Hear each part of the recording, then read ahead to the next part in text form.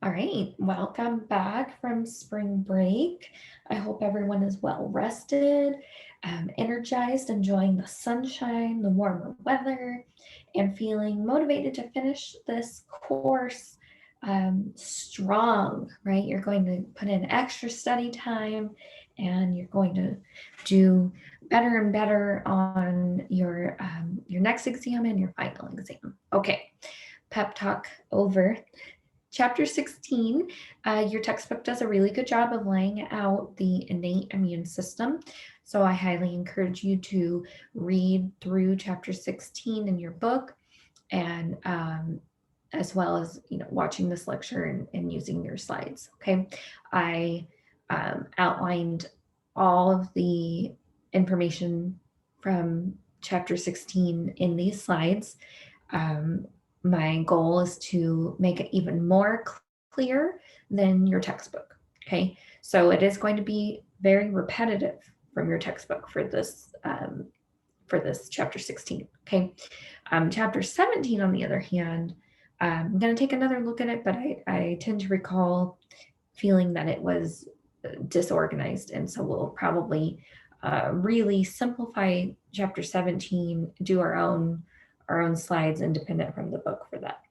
All right, so we'll review concepts, terms of immunity, and then we will jump into the first three types of innate immunity called the first line of defense. And then in part two, we'll go over the second line of defense, which are the defensive cells of the innate immune system and how those work. And then we'll talk about inflammation and fever, and then end with antimicrobial substances. Okay. So at the end of this first section, you should be able to compare and contrast immunity and susceptibility, innate and adaptive immune systems. You should be able to tell me what TLRs, toll-like receptors, are. You should be able to tell me what PAMPS are. And what this role is in immunity. And then lastly, you should be able to define cytokines, the term cytokines. Okay, so susceptibility means that you are able to become infected, right? So you have a lack of resistance. You do not have the ability to prevent or fight off the disease. Now, this can be a little complicated because for example, if you haven't had an infection or a vaccine previously, you are then susceptible to it. But it doesn't mean that you're not going to be able to eventually fight off the infection and survive.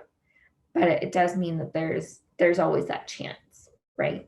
So you're susceptible to all sorts of diseases right now, but you're also immune to all sorts of diseases due to already having had them or having the vaccine, right? So all of these terms, you have to be very careful how you use them, what the situation is, right? Be as detailed as possible to make sure that you're using the terms correctly, okay?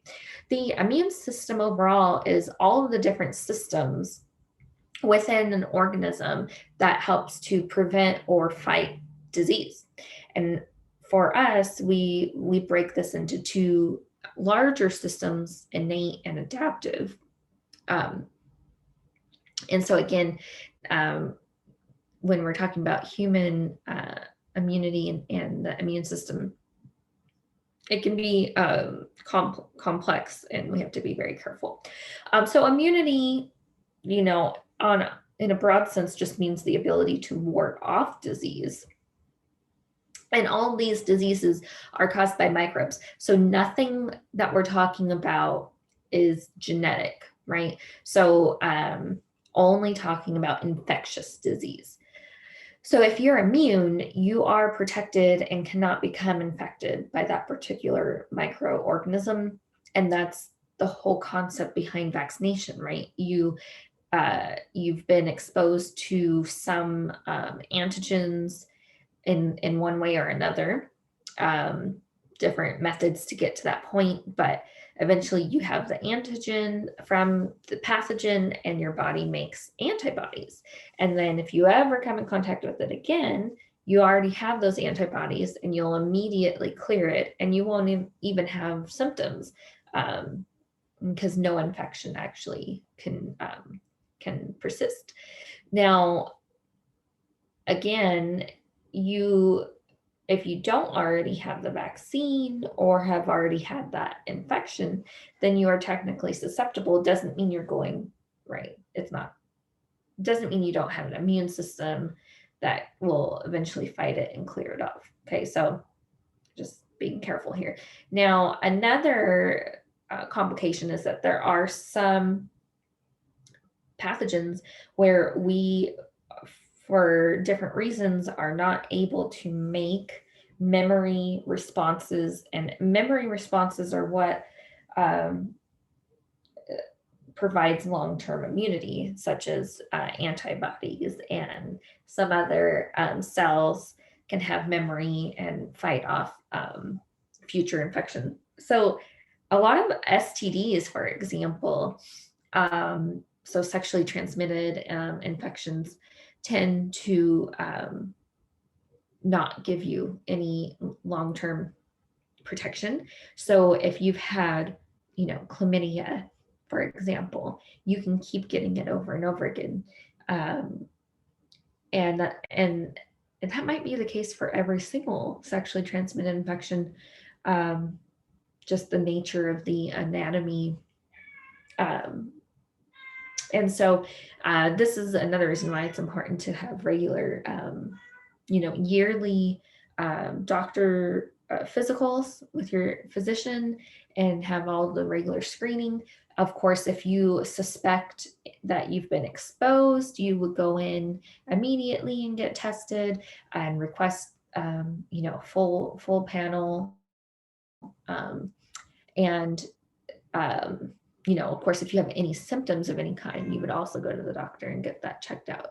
So don't wait for your yearly examination, but don't skip a lot of people say, I feel fine, I don't have anything wrong, I don't need a yearly physical. And that's not true. The yearly physical is the best way to make sure everything's working as it should be working, and that you can stay healthy. And if something is wrong, catch it as early as possible and get you back into to good health. Okay, so yearly physicals, don't skip them. All right, so innate immunity means a non-specific or general response. It's a default set of defenses.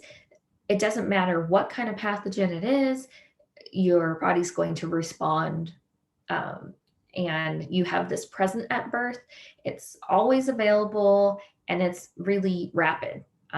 Within an hour of an invasion, you'll have a full innate response. Okay, so it's general, not specific. It doesn't matter which type of virus or which type of bacteria, right? Any microbe will cause the same innate response. So another component of innate immunity is that there's no memory. It's not giving you any long-term protection.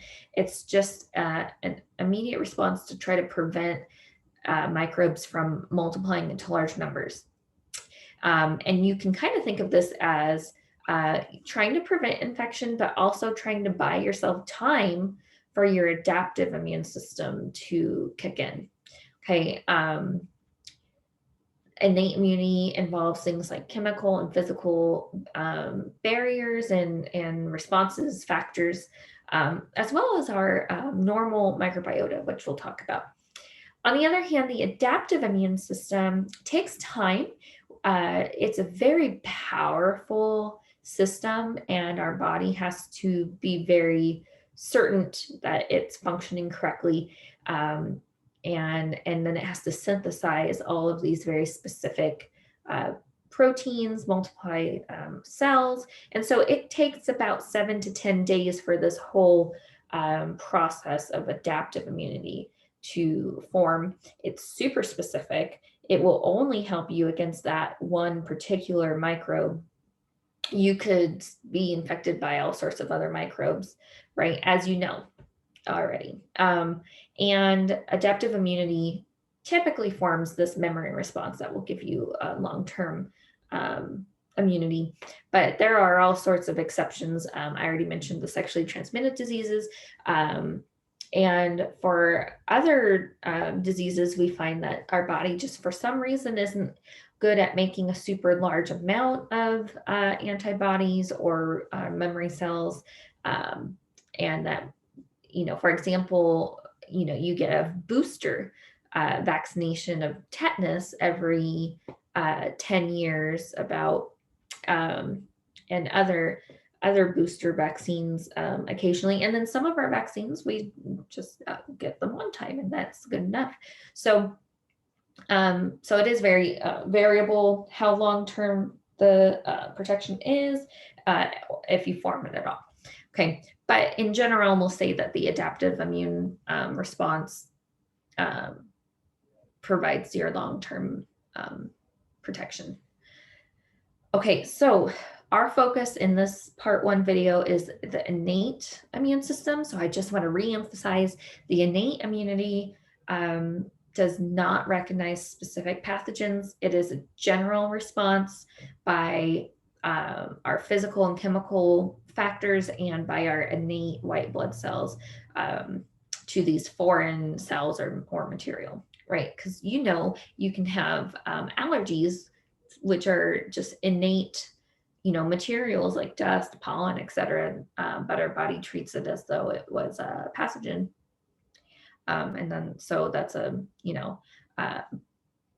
time when your immune system's not working correctly and goes after something that's harmless, and that can cause allergies. We won't really be talking about that too much. Okay, so responses of the innate system. How does your innate system get activated? Some of the innate immune system is just always present, always being made, and we'll be talking about that first, with physical and chemical factors. And then the second line of defense of the innate immune system is activated when protein receptors are triggered. So you have protein receptors in these white blood cells of the innate immune system. These receptors are called toll-like receptors, TLR, okay? And so our innate white blood cells have these toll-like receptors, and if they get triggered, then your second line of defense, these defensive cells kick into action, kick into gear. So what triggers them? We call them PAMPs, P-A-M-P, and that stands for pathogen-associated molecular patterns. So the host, your body, has white blood cells like neutrophils, just the different phagocytic cells, and those cells have these special receptors called toll-like receptors. And if any part of a pathogen, such as flagella, LPS, peptoglycan of the cell wall, right?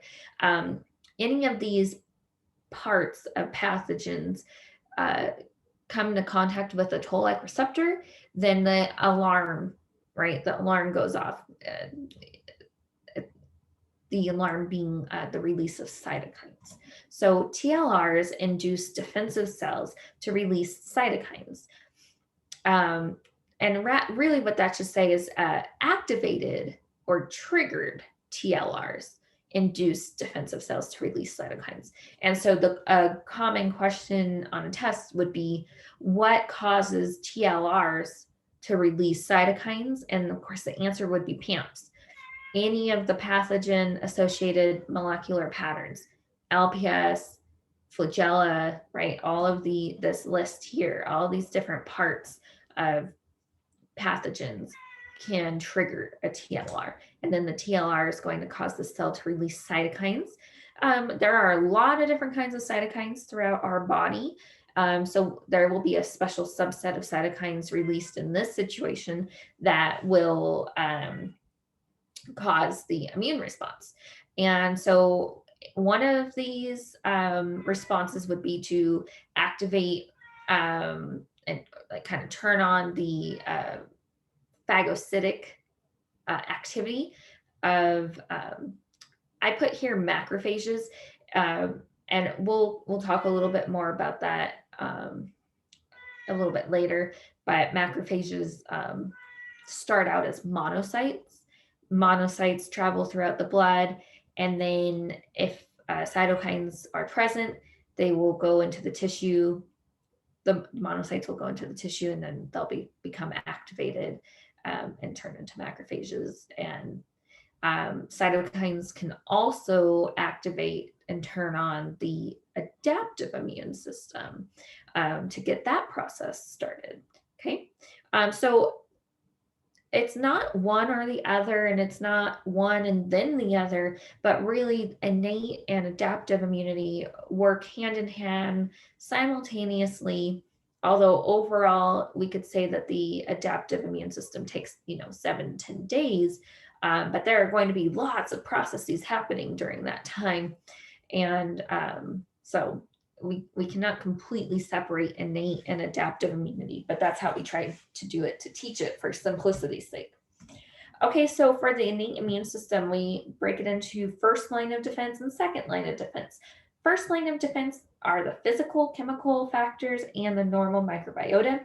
The second line of defense, which will be in part 2, will be the defensive cells, inflammation, fever, and antimicrobial substances. So make sure you can answer all these check your understanding questions after you have listened to the lecture and read the book.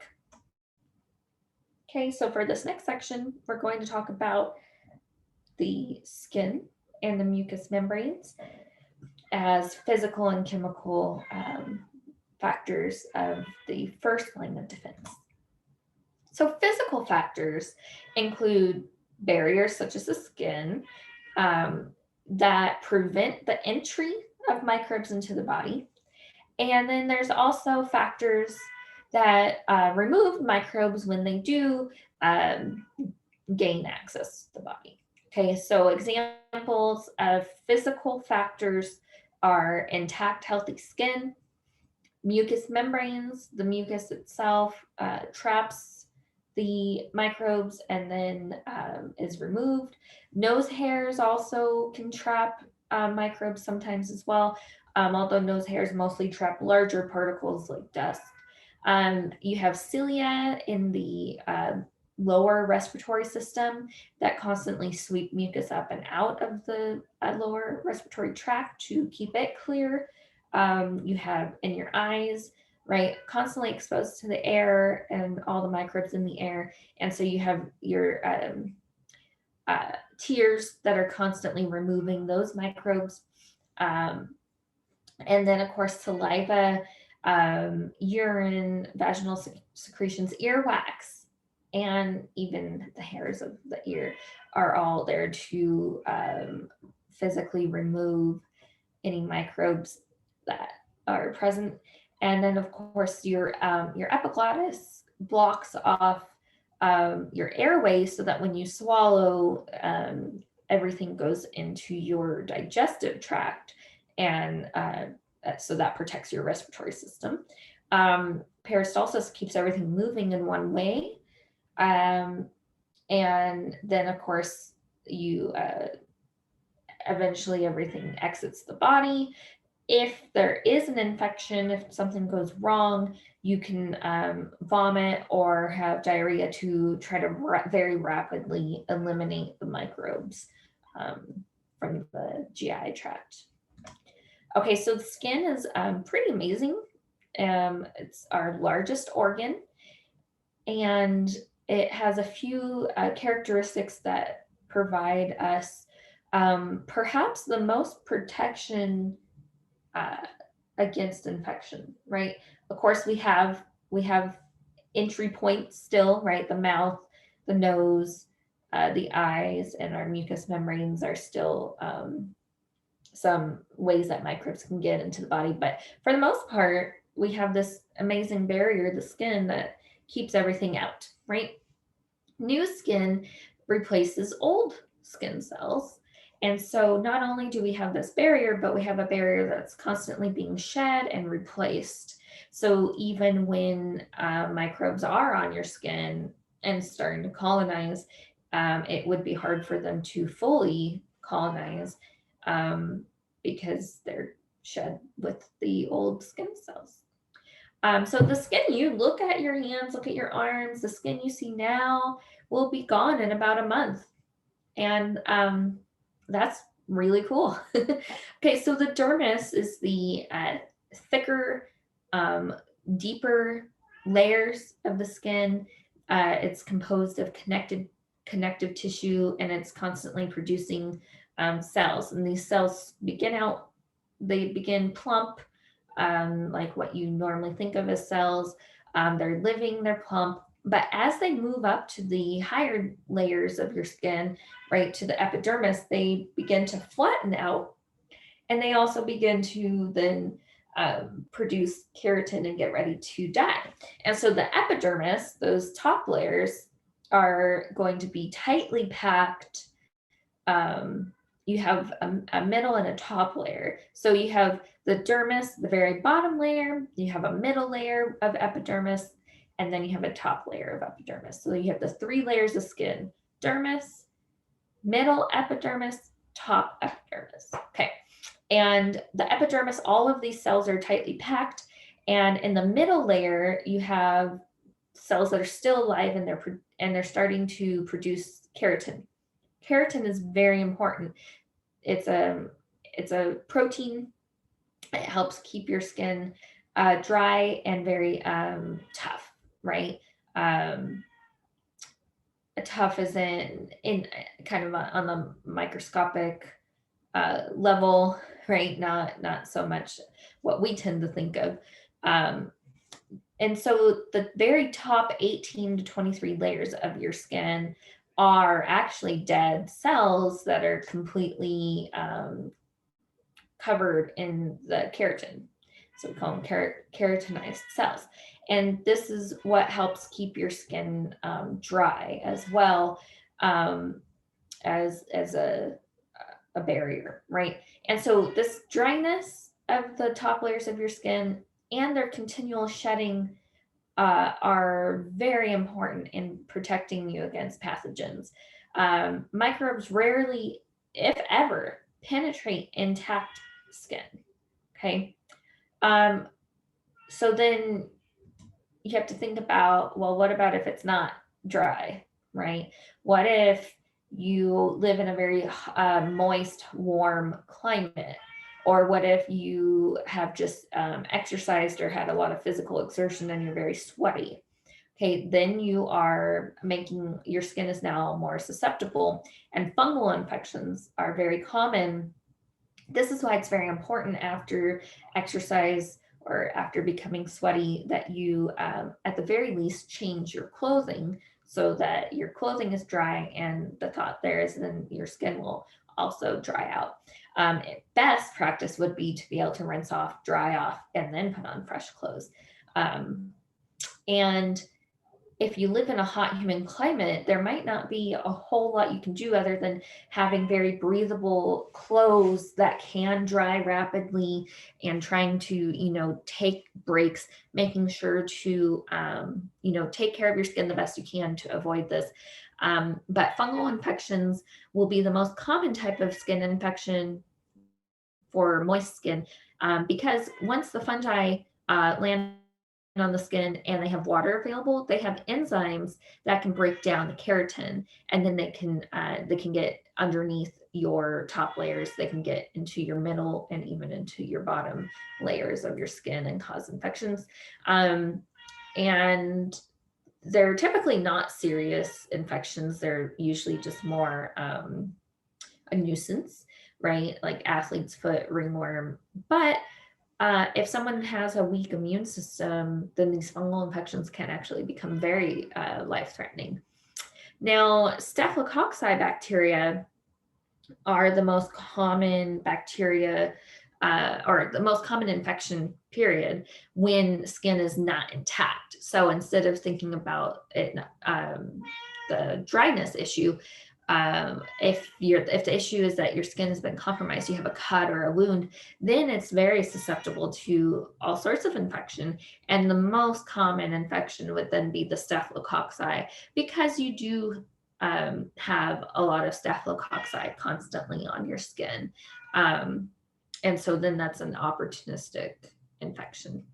Okay, so again, keeping your skin dry and keeping it intact are very important in preventing infection. So here's what the skin looks like. I'm sure you're familiar with this. You took anatomy, but remember that those very top layers, super dense, flat, highly compact, dead, keratinized cells. And then the middle layers, they're in between, they're still alive, they're producing the keratin, they're becoming more and more flat as they rise to the surface. And then of course, underneath that, you have the dermis, which are just completely plump, living new cells that are just starting their journey. You also have all sorts of other components of your skin, right? Like you have all of your sweat glands, nerve endings. Underneath that, you have your fatty tissue. And so, you know, we won't really be talking about these other components of the skin, but I did want to just take a moment, one, to remind you about some of the anatomy that you've already learned, and two, just to appreciate how amazing our skin is, right? So in just 1 inch of skin, and as scientists, we really shouldn't be using inches. We should be thinking in terms of, you know, the metric system. So 2.54 centimeters of skin, you have about 19 million skin cells, 650 sweat glands, 20 blood vessels, 1,000 or more nerve endings, and 60,000 or more specialized cells that make your skin color. And so this is amazing, right? Just in such a small space, you can have so much happening. And I think this is really good for you because you already learned your skin anatomy. You're very familiar with this. This helps put it things on the cellular or microscopic level back into perspective. I know that that's one of the challenges with this course is the scale of things and getting used to thinking of everything, all these tiny parts, right? Okay, so more physical factors of our innate immune system, the first line of defense.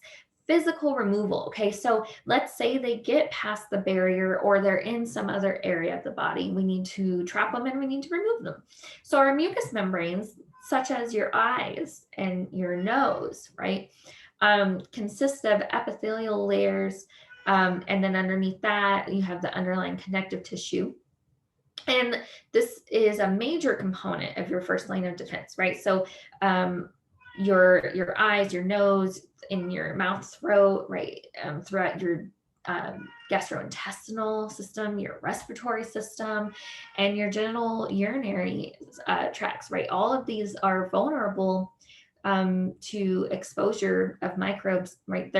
These are the areas that are not protected by the skin that we were just talking about.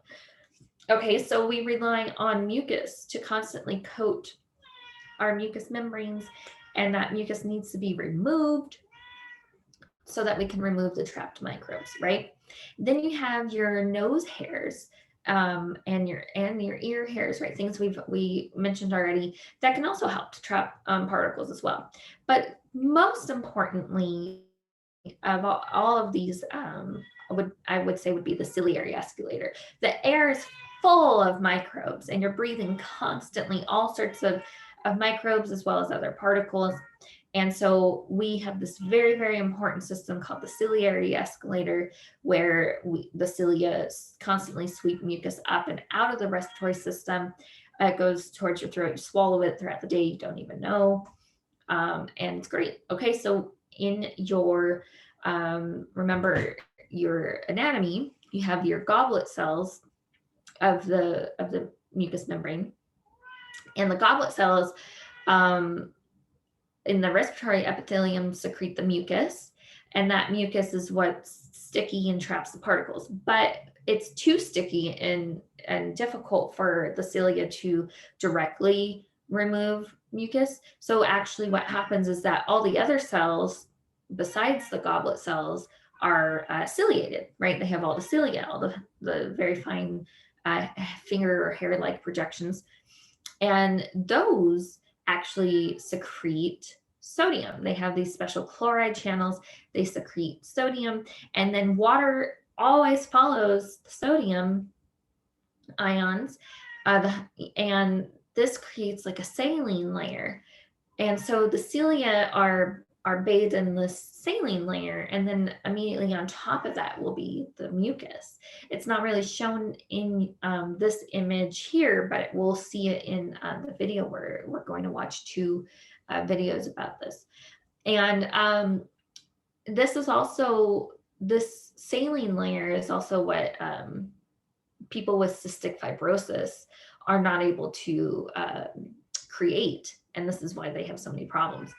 But we'll continue on with the regular function right now. So ciliated cells secrete sodium, water follows the sodium, and this creates the saline layer, and then the cilia beat they're synchronized with each other, and that makes this wave-like motion, propelling the saline and then the mucus on top of it. And then so that gets swept up towards the throat and swallowed.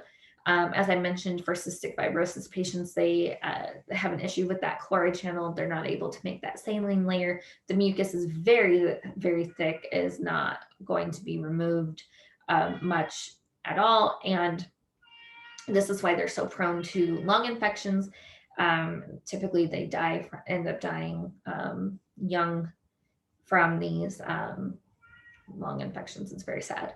COPD patients, on the other hand, tend to be older, and not always, but tends to be the result of things like smoking or exposure to anything that has irritated the airway.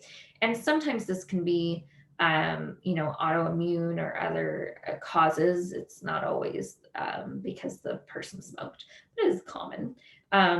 And so they have these irritated airways, like the trachea and the bronchi, and they're inflamed and they're producing more mucus than normal.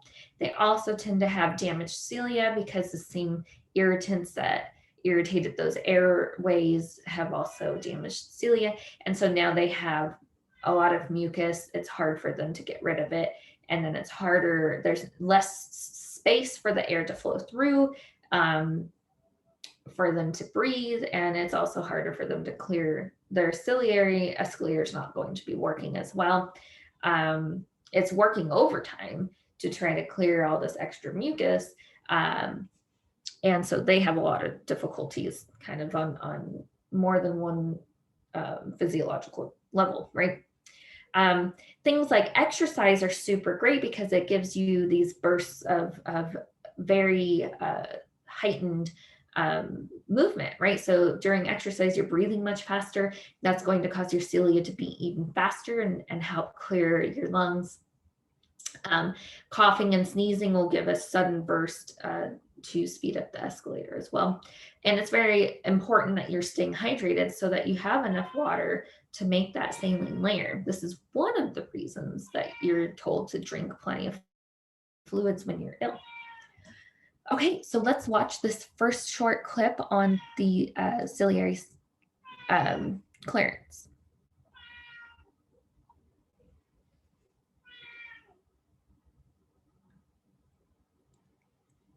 The air we breathe contains foreign matter such as dust, bacteria, and pollen.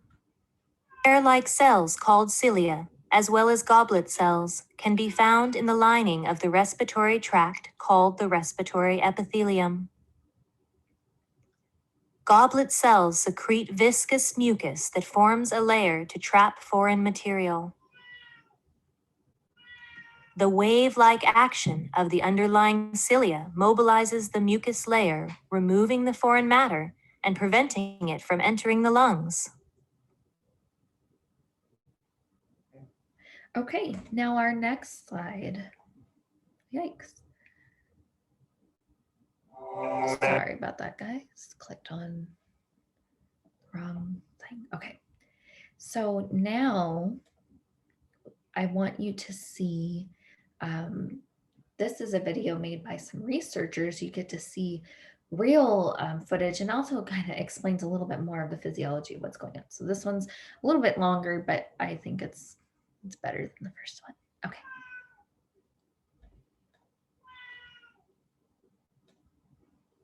Mucociliary clearance is an important part of our respiratory defense mechanism. This mucus transport system clears foreign particles and bacteria from the airways. Over the next 20 minutes, we will see in video recorded by Dr. Stanislav Tatkov how this important mechanism is affected by temperature and humidity. But let's begin by reviewing where mucus clearance fits into the human respiratory system.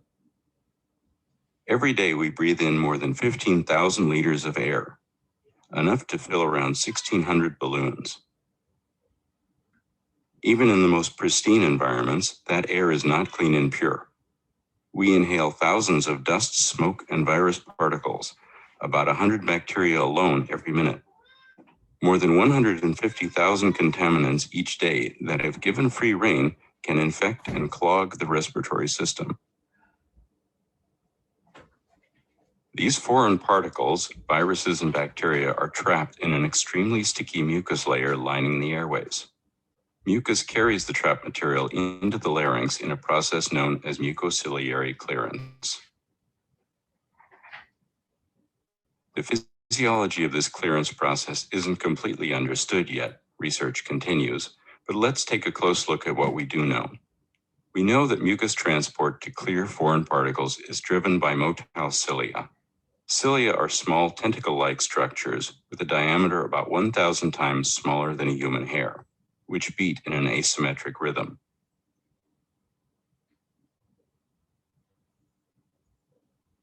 Cilia protrude from most of the epithelial cells lining the airways, densely carpeting the respiratory tract.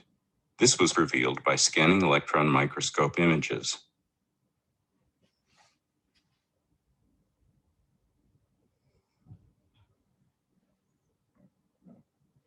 Size is indicated by this scale. The cilia are bathed in a watery fluid.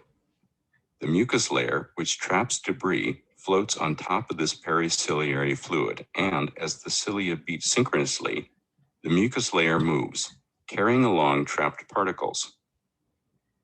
Now, the exact mechanism by which the cilia cause the mucus to move remains unclear, and it's the subject of intense research. This particular animation is based on the work of Gaber and Pryl.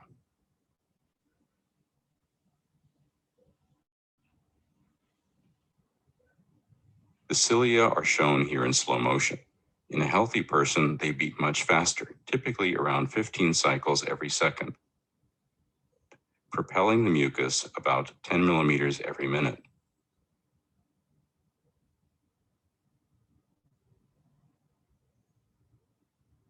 Zooming out to a video microscopy recording of live tracheal tissue, you can see the tiny beating cilia as flicker throughout the image, and debris floating on the mucus layer as dark spots moving slowly across the field.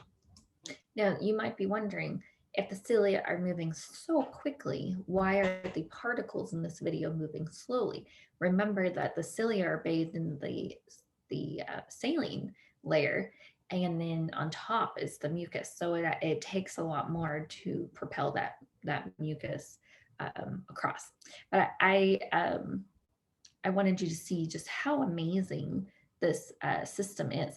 You can watch the rest of this video on your own. You have the link, and it'll talk a little bit about that moisture and temperature aspects of the ciliary escalator as well. Okay, so next, physical factors continued, it should say. So the physical removal, in addition to the mucous membranes that we just looked at and the ciliary escalator of the respiratory system, now we're thinking about the eye a little bit more. So that lacrimal apparatus, you have these glands on the outer side of your eyes, and they produce the tears, and the tears get spread over your eye as you blink, and then it drains into the canals and then to the duct. And this is why when you cry, your nose will become runny and you'll have to blow your nose. It's because all of the excess tears drain here. Okay, so tears flow toward the nose. The glands are going to be on the opposite side, right? And it washes over when you blink. And we will see some chemical factors in tears as well. But right now we're trying to think of just physical. So just physical removal by the flow of fluid. Okay. Saliva also physically, you have glands that produce your saliva, physically washes over your teeth, tongue, all of your mouth, and then you swallow it. Urine, same thing. It's a physical removal. Any microbes that have gotten into your bladder or in your urethra should be removed by that physical flow of urine. Another reason why it's important to stay hydrated is so you have regular urination and removal of microbes. This is much more important for women than it is for men because of the short length of the urethra for women. Now, also for women, vaginal secretions are important to keep that flow and keep that removal of microorganisms as well. Okay, chemical factors. Now we're thinking things like pH and enzymes. Okay, not every system will have both, but a lot of times you will see both. So for the skin and vaginal secretions, they have a low pH, anywhere from 3 to 5, depending on the specific area. Your gastric juice in your stomach is even lower pH, anywhere from 1 to 3, so incredibly acidic. And then in perspiration, so sweat, tears, saliva, some of the secretions from the nose and urine will also contain an enzyme. So in addition to these low pHs that we just looked at, we have lysozyme, which is an enzyme that specifically breaks down peptidoglycan. So lysozyme is protecting you from bacteria only, and it's going to be better at protecting against gram positive than it will be gram negative, because remember, gram negative have that outer membrane. But once lysozyme comes in contact with peptidoglycan, it will break it down. How it does that, it's hydrolyzing the bonds between those NAG and NAM carbohydrate. So NAG and NAM are the monomers that make up the carbohydrate component of the peptidoglycan, and the lysozyme is going to split those bonds between NAG and NAM, and then you're going to have a weak cell wall, and then the cell will burst open, right? So other chemical factors, we have sebum. Your scalp and your face is going to produce sebum, which is an oily, even waxy, protective film over the scalp and face, and it will be slightly acidic. And so that's supposed to help control microorganisms as well. So this is interesting, because then you have to think about, oh, so am I over washing my face and scalp and causing my skin to be more susceptible?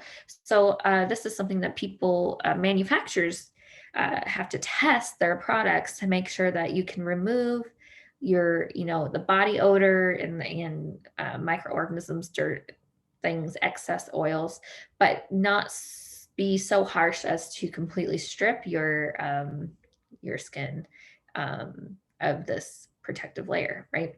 Earwax, this, in addition to being very sticky and trapping things, it also is made up of like some fatty acids, which have a natural antimicrobial property to them as being, acidic. Saliva, we talked about the lysozyme. And so there's also urea and uric acid in your saliva, which provides some inhibition to growth of microbes. And then you also have IgA, which is a type of antibody, which we will talk about in detail when we get to the adaptive immune system in chapter 17. But that helps prevent microbes from being able to attach to the mucous membrane by blocking their receptors. Okay, so saliva contains lots of components to protect you.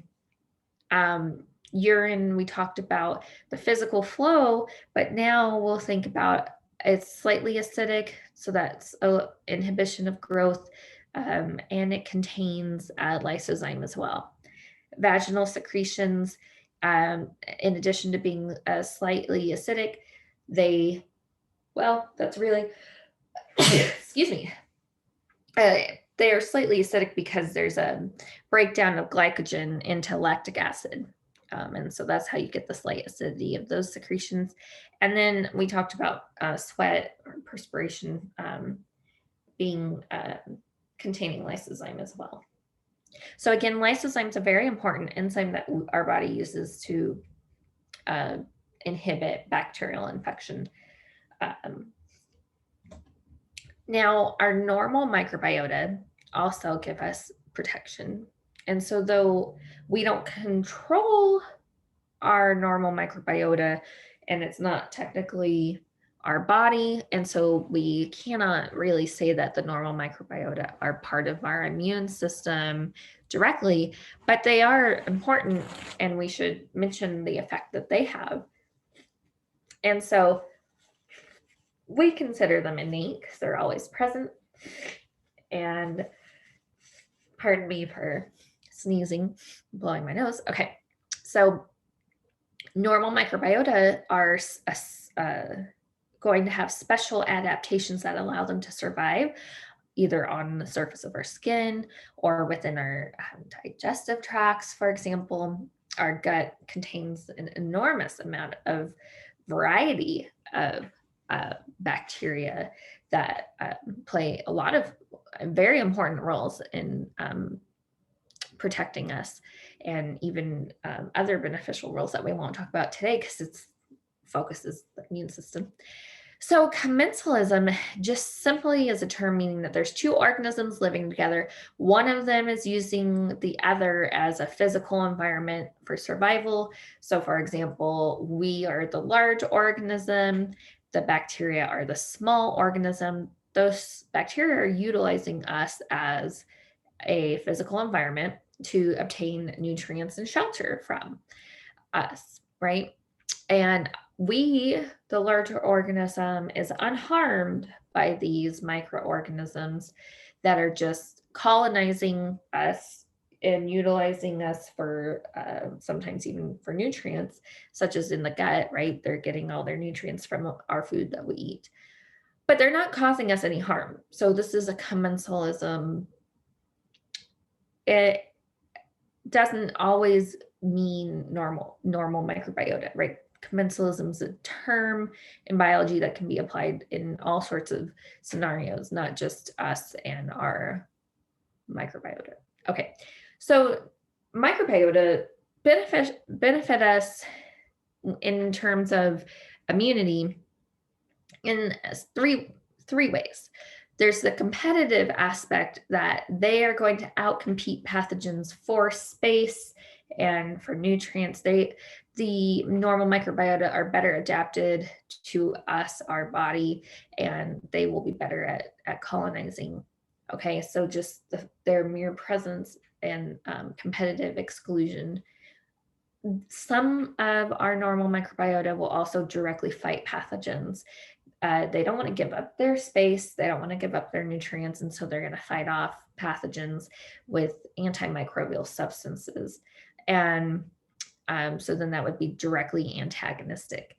Then we have the very complex interactions that we're just starting to learn about as a field, is this training of the immune system. So we know it's very, very important that babies and infants have a good gut flora to train the immune system. And when we've done all sorts of different types of studies, and it seems to be a very strong indication that allergies and autoimmune disorders and all sorts of other things can arise when babies do not have the right good variety of microorganisms. There's no one set, right? It's not like everyone should have this much of this kind, this much of that kind. There's so much variety that it's very difficult to try to define, but there are certain,